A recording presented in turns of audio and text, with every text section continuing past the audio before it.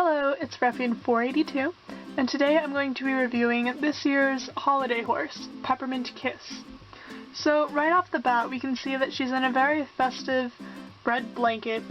Her candy cane decorations on her blanket, as well as some on her neck and then one on her breast collar. And they're both very sparkly, so I would be cautious to watch out for stray sparkles on your horse when you get her. She also has a feather on top of her bridle, which seems to be a reoccurring theme with holiday horses, as they had one for Nutcracker Prince, and I'm sure several others as well. But one of the complaints that I do have is that the bridle is definitely not correct. I mean, you can see here that it doesn't fit well, but we're not going for accuracy here, we're just going for aesthetics, basically. Here's what he looks like from the front. He's actually a gelding. But this breast collar has nothing to attach to, so I guess that means it can't really do its job properly. I'm not an expert on breast collars, but I'm pretty sure it has to attach to the girth. So this is Peppermint Kiss without his costume, and as you can see, he's a very nicely shaded gray. His ribbons are actually painted red, which I think was a really nice detail considering it was covered by the costume. But because he is an older mold, he is a little lumpy like John Henry was, so he's definitely got a more textured surface than a lot of the newer models. And he does have some seam lines, as you can see from the front, like right here. He has pretty bad seam lines. And he also has a lot of stray sparkles from the costume, which I talked about earlier, which you'll have to look out for. And then from the other side, here's what he looks like.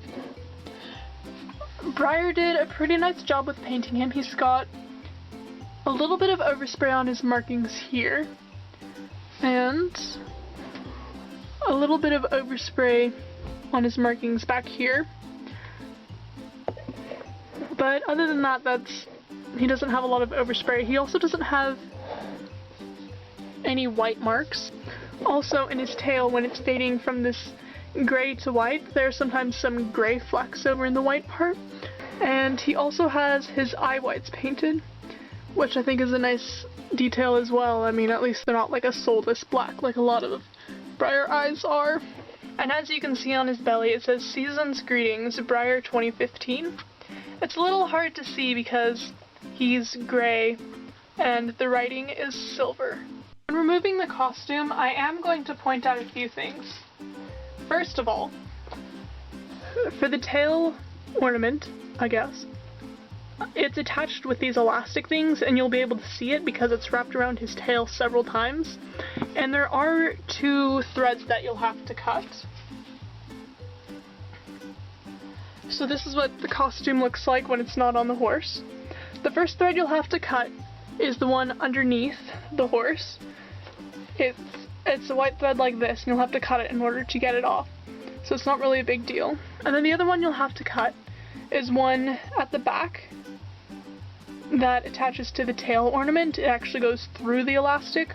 So although the elastic is tied onto the horse, it's also got this sewn into it so that it can't fall off. And so you'll have to cut that too.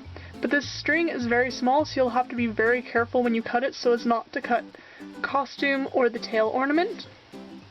And then, as you can see, the headpiece is attached to the body. So when you lift it off the horse, you're going to have to kind of lift it off over his head.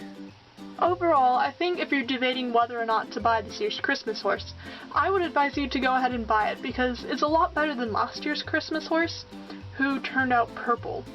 If you liked this video, be sure to like and comment on it.